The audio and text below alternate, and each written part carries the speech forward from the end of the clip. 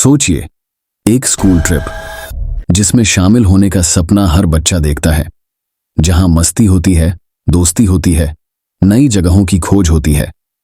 लेकिन अगर वही ट्रिप बच्चों के लिए जिंदगी की आखिरी यात्रा बन जाए तो? आज की सच्ची कहानी उसी तरह की एक घटना की है। एक ऐसी स्कूल ट्रिप जो बच्चों की जान पर बनाई।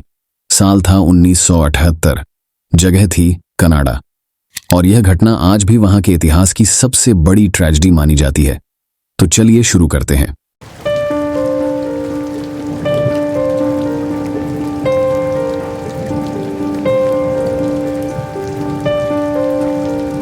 यह कहानी शुरू होती है कनाडा के शहर टोरंटो से। यहां पर था एक बहुत फेमस और खास private school, Saint John school of Toronto. ये एक बॉयज स्कूल था।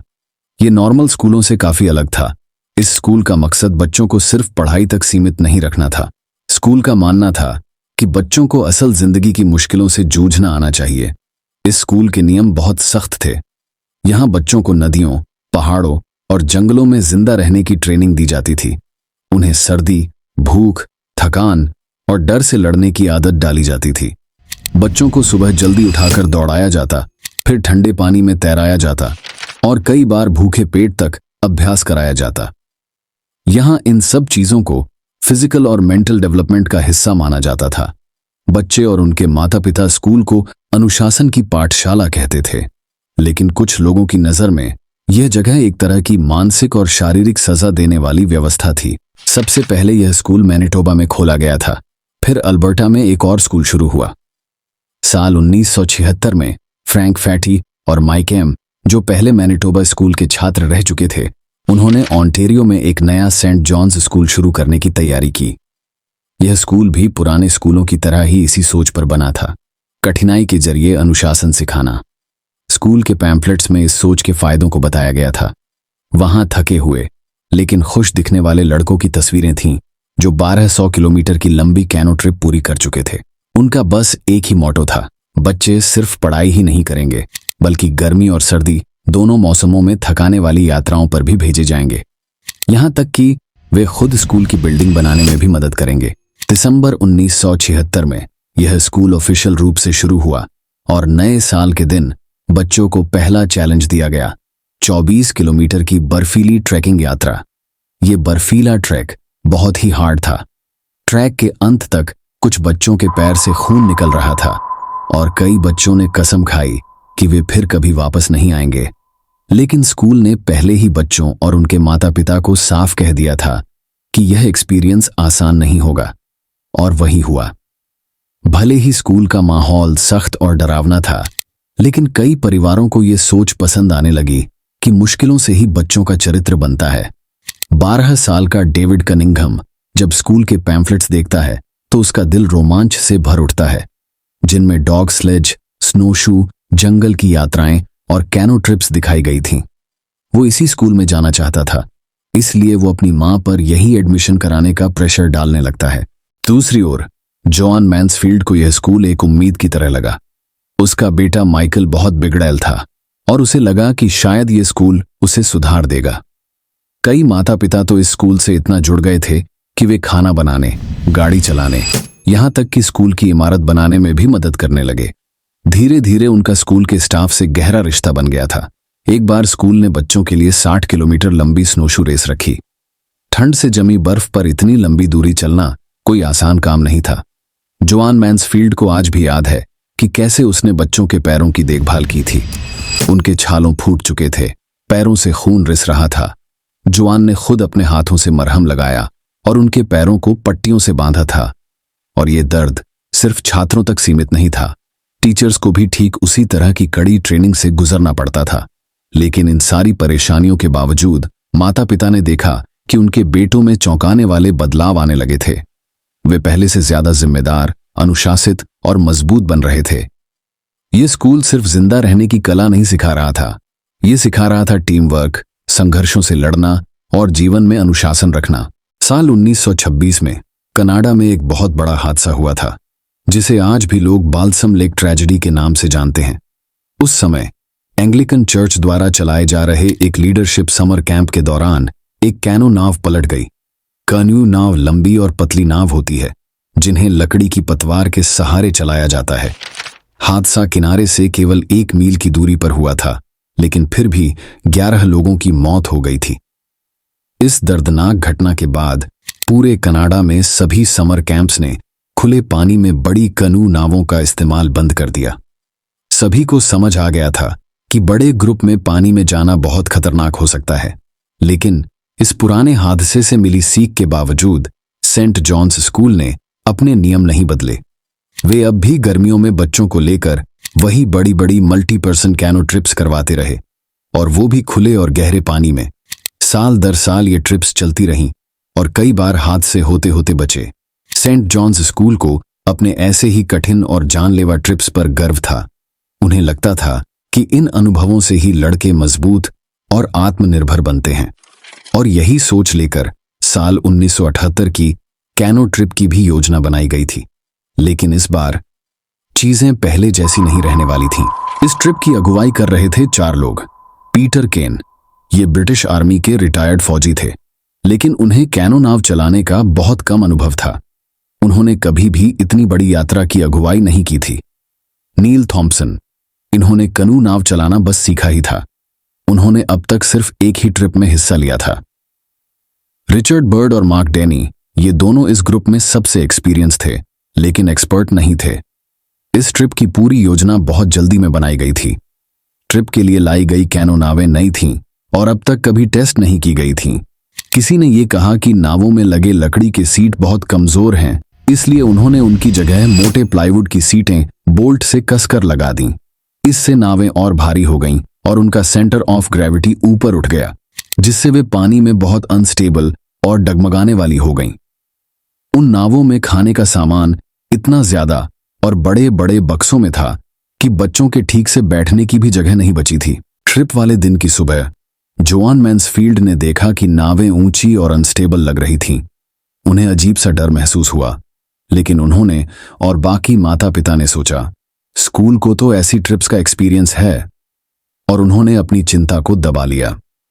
ट्रिप शुरू होने से पहले किसी भी छात्र को कैनो चलाना सिखाया नहीं गया था। ना ही उन्हें तैराकी सिखाई गई थी और ना ही कोई बेसिक लाइफ सेविंग्स टिप्स दिए गए थे। नावों में जरूरी सुरक्षा उपकरण भी नहीं थे, जैसे कि बेलर, जो नाव में भरा पानी निकालने के काम आता है। यहां तक कि अगर नाव पलट जाए तो ठंडे पानी में गर्म कैसे रहना है, यह भी किसी को नहीं बताया गया था। हर तरफ से ये यात्रा एक अनदेखे खतरे की तरह थी, जो धीरे धीरे करीब आ रहा था। शनिवार 10 जून 1978 सुबह का समय था। ग्रुप ने पूरी रात बस में सफर किया था और सुबह 7:30 बजे लेक टेमिस्कामिंग पहुंचकर रुके। बच्चे और टीचर्स नींद से थके हुए थे, लेकिन उत्साहित भी थे। थोड़ी देर में उन्होंने अपनी कैनो नावों को पानी में उतारा और सफर शुरू हुआ। लेकिन जैसे ही नावें पानी में चलीं, कुछ अजीब महसूस हुआ। नावें बहुत ऊंची लग रही थीं और उनका संतुलन थोड़ा खराब लग रहा था। नील थॉम्पसन, जो पहले से ही अनुभवहीन थे, उनकी नाव में सवार बच्चे बहुत घबराए हुए थे। उन्हें लग रहा था कि उनके लीडर को खुद ही ठीक से कैनो नाव चलानी नहीं आती, तो वो उनका मार्गदर्शन कैसे करेंगे। सुबह की शुरुआत थोड़ी खराब जरूर थी, लेकिन दोपहर तक नॉर्मल हो गया था। पिछली रात की थकान के बावजूद बच्चों ने लगभग 5 घंटे में 24 किलोमीटर की दूरी तय कर ली थी। थॉम्पसन की कनू थोड़ी पीछे रह गई थी। उसे पैडल मारने का कम एक्सपीरियंस था, इसीलिए उसे थोड़ी ज्यादा मेहनत करनी पड़ रही थी। दोपहर में उन्होंने एक छोटा सा लंच ब्रेक लिया। बच्चे थक गए थे, लेकिन अभी तक उन्हें लगा कि शायद ये ट्रिप भी पहले जैसी होगी। मुश्किल जरूर होगी, लेकिन मैनेज हो जाएगी। लेकिन उन्हें ये नहीं पता था कि असली मुसीबत अब आने वाली है, और ये लंच शायद कुछ बच्चों का आखिरी भोजन साबित होगा। लंच के बाद केनी और बर्ड के ग्रुप मस्ती में आपस में रेस लगाने लगे। थॉम्पसन और डैनी भी उन्हें पकड़ने की कोशिश करने लगे। उनके साथ सवार बच्चे उतने मजबूत नहीं थे और नावों पर लदा भारी सामान उन्हें और धीमा बना रहा था। दोपहर के 2 बज चुके थे, पर तभी मौसम ने अचानक करवट ले ली। तेज हवा चलने लगी और लहरें ऊंची होने लगीं। केन और बर्ड की नावें झील के उस पार पहुंचने ही वाली थीं, लेकिन पीछे आ रही थॉम्पसन और डैनी की नावें बीच में ही लड़खड़ाने लगीं। मार्क डैनी की नाव पहले डगमगाने लगी। तेज लहरों ने नाव को इधर उधर हिलाना शुरू कर दिया। बच्चे घबरा गए। उनमें से कुछ ने डर के मारे नाव के किनारों को कसकर पकड़ लिया, जिससे नाव का संतुलन और बिगड़ गया। नाव और ज्यादा हिलने लगी। उधर नील थॉम्पसन पूरी तरह थक चुके थे। वे लगातार चिल्ला रहे थे, पैडल करो, रुको मत। लेकिन बच्चे डरे हुए थे, थके हुए थे। उनकी आंखों में डर साफ झलक रहा था। नाव के हर झटके के साथ पैनिक बढ़ रहा था। और फिर अचानक बिना किसी चेतावनी के थॉम्पसन की नाव एक जोरदार झटके के साथ पलट गई। 7 बच्चे और खुद थॉम्पसन सब के सब बर्फ जैसे ठंडे पानी में गिर गए। झील का पानी इतना ठंडा था कि कुछ ही सेकंड्स में सांस लेना भी मुश्किल हो गया। बच्चे चिल्ला रहे थे, हाथ पैर मार रहे थे, लेकिन उन्हें कुछ समझ नहीं आ रहा था कि क्या करें। थोड़ी दूर पहुंचे हुए रिचर्ड बर्ड को शोर सुनाई दिया। उन्होंने पीछे मुड़कर देखा, और जो उन्होंने देखा उसे वो कभी नहीं भूल पाए। थॉम्पसन की नाव पानी में पूरी तरह गायब हो चुकी थी और बच्चे मदद के लिए छटपटा रहे थे। जैसे ही थॉम्पसन की नाव पलटी, उसके कुछ ही आगे चल रही मार्क डेनी की नाव ने वापस मुड़कर मदद करने की कोशिश की, लेकिन तभी एक बड़ी लहर आई और सीधे उनकी नाव से टकराई। नाव में पानी भर गया और फिर अगले ही पल वो भी पलट गई। अब हालात और भी भयावह हो चुके थे। अब कुल 16 लोग उस बर्फ जैसे ठंडे झील के पानी में अपनी जान के लिए छटपटा रहे थे। कुछ रिपोर्ट्स के अनुसार उस समय झील में 2-2.5 फीट तक ऊंची लहरें उठ रही थीं। जब पीटर केन और रिचर्ड बर्ड को समझ आया कि उनके पीछे 2 नावें पलट चुकी हैं, तो वो फौरन किनारे की ओर भागे। वहां पहुंचते ही उन्होंने अपने अपने बच्चों और सामान को उतारा और बिना कोई समय गंवाए पानी में वापस कूद पड़े, डूबते बच्चों को बचाने के लिए। लेकिन तब तक बहुत देर हो चुकी थी। पानी इतना अत्यधिक ठंडा था कि कुछ ही मिनटों में बच्चों की ताकत खत्म होने लगी। उनके हाथ पैर सुन्न पड़ने लगे थे। कुछ तो हिल भी नहीं पा रहे थे, बस तैरने की कोशिश में हलचल कर रहे थे। बर्ड और केन दोनों ने 2-2 बच्चों को खींचकर नाव में चढ़ाया और तेजी से उन्हें वापस किनारे ले आए। फिर वे तुरंत दोबारा पानी में लौट आए और जितना हो सके बचाने की कोशिश करते रहे। पर अब पानी में बचे बच्चों के लिए सिर्फ एक ही रास्ता था, खुद तैरकर किनारे पहुंचना। लगभग 40 मिनट बीत चुके थे। नील थॉम्पसन, जो खुद भी ठंड से कांप रहे थे और जिनकी नाव पहले पलटी थी, उन्होंने आखिरकार एक मुश्किल भरा फैसला लिया। उन्होंने बच्चों से कहा कि अब एक एक जोड़ी बनाओ और तैरकर किनारे की तरफ जाओ। जिन्हें ढंग से तैरना नहीं आता, वो दूसरे साथी के कंधे को पकड़ लो। लेकिन तब तक बच्चों की हालत इतनी बिगड़ चुकी थी कि अधिकतर हिल भी नहीं पा रहे थे। कोई हिम्मत कर पाया? कोई नहीं। एक बच्चा जो तैरना नहीं जानता था, वो डर के मारे कैनों से चिपक गया। उसने अपने हाथों से नाव को कसकर पकड़ा हुआ था और छोड़ने को तैयार नहीं था, चाहे जो हो जाए। स्कॉट बेंडन नाम का स्टूडेंट, जिसकी जान बच गई थी, किनारे पर परेशान खड़ा अपने भाई डीन को ढूंढ रहा था। उन्हें याद आया कि डीन ने तो पहले ही कहा था कि उसे थॉम्पसन की नाव में बैठने से डर लगता है, क्योंकि थॉम्पसन को खुद ठीक से कैनो चलानी नहीं आती। उसी तरह केविन ब्लैक, जो किनारे आ चुका था, बेतहाशा अपने जुड़वा भाई ओवेन को ढूंढ रहा था। ओवेन भी थॉम्पसन की उसी बदनसीब नाव में था। रिचर्ड बर्ड, जो बच्चों को खींच खींच कर बचा रहे थे, उन्होंने जैसे ही कुछ और बच्चों को अपनी नाव में चढ़ाने की कोशिश की, तो बच्चों के डर और घबराहट से नाव डगमगानी शुरू हो गई। बच्चे पैनिक में थे, हाथ पैर मार रहे थे। इसी घबराहट में उन्होंने बर्ड की नाव भी पलट दी। दूसरी तरफ डैनी अभी भी झील में ही था और अब उसका बर्ताव पूरी तरह से बेकाबू हो गया था। बर्ड ने उसे किसी तरह डूबी हुई नाव में चढ़ाने की कोशिश की, लेकिन वो नाकाम रहे। बर्ड अब नाव को किनारे तक खींचने की कोशिश कर रहे थे। वो बच्चों को हिम्मत दे रहे थे, बोल रहे थे, हिम्मत रखो, तैरने की कोशिश करो, हमारे पास बस 20 मिनट हैं, उसके बाद होश नहीं रहेगा। लेकिन झील में बह रही नाव को खींचना लगभग नामुमकिन हो रहा था। बर्ड ने देखा कि सबसे छोटा बच्चा अब होश खोने लगा था और खुद बर्ड को भी लगने लगा कि वो भी होश खो रहा है। केन की नाव अब भी सीधी थी और वो दूसरों की मदद करने की कोशिश कर रहे थे। तभी डैनी उस नाव में चढ़ने की कोशिश करने लगा और उसके झटके से वो आखिरी नाव भी पलट गई। अब चौथी कनू भी पानी में पलट चुकी थी। अब 21 लोग ठंडी झील के पानी में थे। कोई नावों को पकड़कर लटका था तो कोई किनारे तक तैरने की कोशिश कर रहा था। थॉम्पसन को अचानक होश आया कि वो झील के किनारे पड़ा हुआ है, लेकिन उसे बिल्कुल याद नहीं था कि वो वहां कैसे पहुंचा। उसकी टीम के 4 बच्चे अब मर चुके थे। बाकी 3 बच्चे अभी भी कनू से चिपके हुए थे। बर्ड भी किनारे तक पहुंच चुके थे, लेकिन वहां एक और दर्दनाक नजारा उनका इंतजार कर रहा था। डेविड कनिंघम बहुत ज्यादा ठंड में था और अब अपना होश खोने लगा था। उसने अपने ज्यादातर कपड़े उतार दिए थे। वो बस एक छोटे से अंडरगारमेंट में था, क्योंकि वो सूरज सेंकने की कोशिश कर रहा था। उसकी हालत बहुत नाजुक थी। बर्ड तुरंत उसे बचाने के लिए उसके ऊपर लेटकर उसे गर्म रखने की कोशिश करने लगा। इसके बाद उसने उसके ऊपर लाइफ जैकेट्स डाल दिए और वो बाकी बच्चों को ढूंढने निकल पड़े। बर्ड ने कुछ बच्चों को साथ लिया और झील के किनारे किनारे कटी फटी चट्टानों और पेड़ों के बीच से रास्ता बनाते हुए आगे चलने लगे। कुछ दूरी पर एक छोटी सी खाड़ी में उन्होंने थॉमसन की कनू के पास 3 बच्चों की लाशें तैरती देखीं। बर्ड ने बिना एक पल गंवाए ठंडे बर्फ जैसे पानी में छलांग लगा दी और एक एक कर उन बच्चों को बाहर निकाल लिया। किनारे पर खड़े बच्चों को उन्होंने कहा, जल्दी मुंह से सांस दो, सांस दो।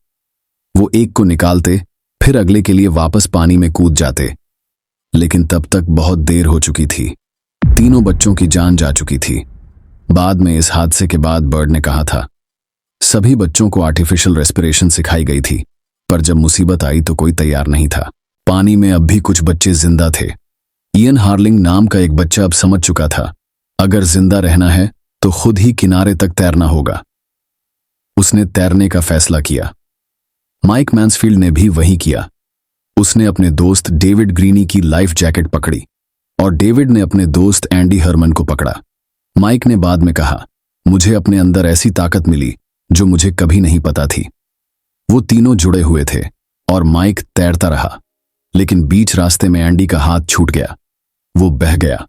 माइक अब भी डेविड ग्रीनी को पकड़े रहा और किसी तरह किनारे तक पहुंच गया, लेकिन जैसे ही उसने जमीन पर पैर रखा वो बेहोश होकर गिर पड़ा।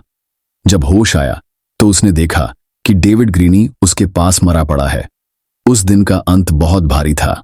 12 बच्चे और एक टीचर अब इस दुनिया में नहीं रहे, और जो 18 बच्चे जिंदा बचे उनके लिए जिंदगी अब कभी वैसी नहीं रही। पायलट गैरी स्मिथ लेक टेमिस्कामिंग के ऊपर से उड़ रहा था जब उसकी नजर नीचे झील पर गई। उसे नीले रंग की एक बड़ी कैनो दिखाई दी जिसके साथ कुछ अजीब सा जुड़ा हुआ था। वो थोड़ा नीचे उतरा ताकि अच्छे से देख सके, और जो उसने देखा वो उसकी रूह तक को हिला देने वाला था। वो बेजान शरीर थे जो अब भी लाइफ जैकेट्स पहने हुए थे और कनू से बंधे हुए थे। गैरी स्मिथ तुरंत समझ गया कि कुछ बड़ा हादसा हुआ है। किनारा बहुत ही उबड़ खाबड़ था, इसलिए वो हेलीकॉप्टर उतार नहीं पाया। वो फौरन पास के एक लॉज की तरफ गया। वहां से उसने रेस्क्यू टीम को फोन किया और फिर वापस झील की ओर लौट आया। लेकिन इस बार जब वो झील के ऊपर से जा रहा था उसे और भी कैनो और पानी में तैरते शव दिखाई दिए। तभी एक कोने में उसकी नजर कुछ हलचल पर पड़ी। पेड़ों के बीच से धुआं उठता दिखा। गैरी हेलीकॉप्टर को उस दिशा में ले गया और जैसे ही वो पास पहुंचा उसे एक लाल रंग की प्लास्टिक शीट दिखाई दी जो एक पेड़ से बंधी हुई थी। ये बचे हुए बच्चों का संकेत था कि कोई जिंदा है और मदद चाहिए। वो बच्चे और टीचर्स पिछले 24 घंटे बारिश में ठंड में बिना खाना पानी के जिंदा बचे हुए थे। उन्हें पता नहीं था कि कोई आएगा या नहीं, पर उन्होंने धुआं और लाल रंग की चादर से सिग्नल देने की कोशिश जारी रखी। किनारे पर 3 और लाशें पड़ी थीं। राहत दल जब वहां पहुंचा तो उन्होंने देखा कि वो सभी बच्चे और बाकी बचे लोग बिल्कुल शांत थे। ना कोई रो रहा था, ना चिल्ला रहा था। उन्होंने कहा कि वो सब ऐसे चल रहे थे जैसे सैनिक हों, एकदम शांत, एकजुट, अनुशासित। राहत कर्मियों ने देखा कि उनके चेहरे मच्छरों और ब्लैक फ्लाइज के काटने से भरे हुए थे, फिर भी उनकी आंखों में एक भी आंसू नहीं था।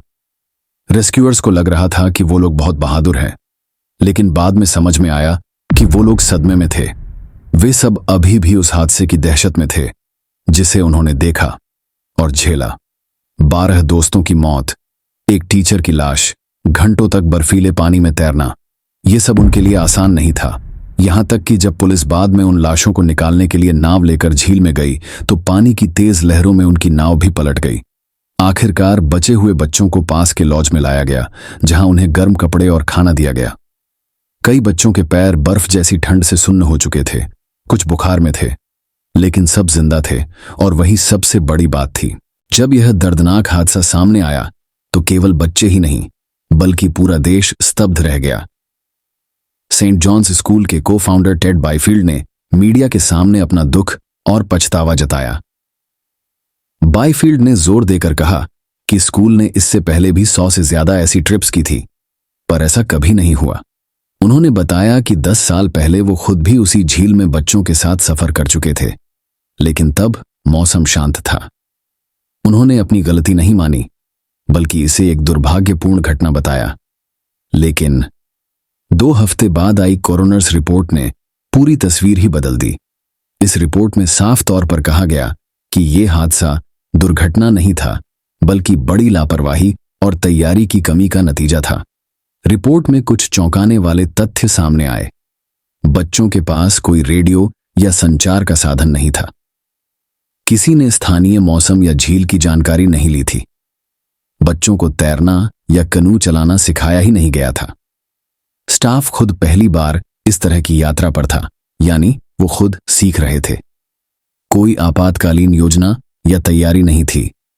यात्रा की शुरुआत से ही बच्चे थक चुके थे, क्योंकि स्कूल कैंपस से ही 80 किलोमीटर पैदल चल चुके थे। टोरंटो स्टार अखबार ने रिपोर्ट किया कि रविवार सुबह ही मौसम विभाग ने तेज बारिश और 60 किलोमीटर प्रति घंटे की हवाओं की चेतावनी जारी की थी। अब यह साफ होता जा रहा था कि हादसा महज कुदरत की मार नहीं था, बल्कि मानव गलती, अनुभव की कमी और गंभीर लापरवाही की मिलीजुली ट्रेजेडी थी। नील थॉम्पसन, जो इस हादसे में बच गए थे लेकिन अपनी पूरी टीम खो बैठे, उन सभी परिवारों से मिलने गए जिनके बच्चे मारे गए थे। एक माता पिता ने कहा कि उनका आना बहुत मायने रखता था। वो अकेले व्यक्ति थे जो उनके दुख में शामिल हुए। हैरानी की बात यह थी कि ज्यादातर माता पिता ने स्कूल का सार्वजनिक रूप से समर्थन किया। उन्होंने स्कूल की सोच में गहराई से विश्वास किया था। एंडी हरमन के माता पिता ने मीडिया के उस दावे को खारिज कर दिया जिसमें कहा गया था कि स्कूल बहुत कठोर था। उन्होंने बताया कि शिक्षक कोई जालिम नहीं थे, वे बहुत अच्छे लोग थे। बच्चों को अनुशासन, प्यार, देखभाल और समझदारी के साथ सिखाया जाता था। सिर्फ एक ही परिवार ने कानूनी कार्रवाई करने के बारे में सोचा, लेकिन उन्होंने भी कोई केस दर्ज नहीं कराया। स्कूल इस हादसे के बाद भी 11 साल तक चला और 1958 में बंद हुआ, लेकिन इसके निशान रह गए। कई परिवारों में तलाक हो गया। बचे हुए बच्चे गिल्ट और सदमे से जूझते रहे। कुछ लोग खुद को दोष देते रहे कि उन्होंने यात्रा से पहले ज्यादा सवाल क्यों नहीं पूछे। रिचर्ड बर्ड ने बाद में कहा, उन्हें अफसोस था कि उन्होंने ट्रिप से पहले झील के खड़े ढलान वाले किनारों बारे में नहीं सोचा, जिनकी वजह से उन्हें रेस्क्यू करना और मुश्किल हो गया था। डेविड ग्रीनी के पेरेंट्स ने उस कैनो नाव को करीब 30 साल तक संभाल के रखा, जिसमें उनका बेटा आखिरी बार बैठा था।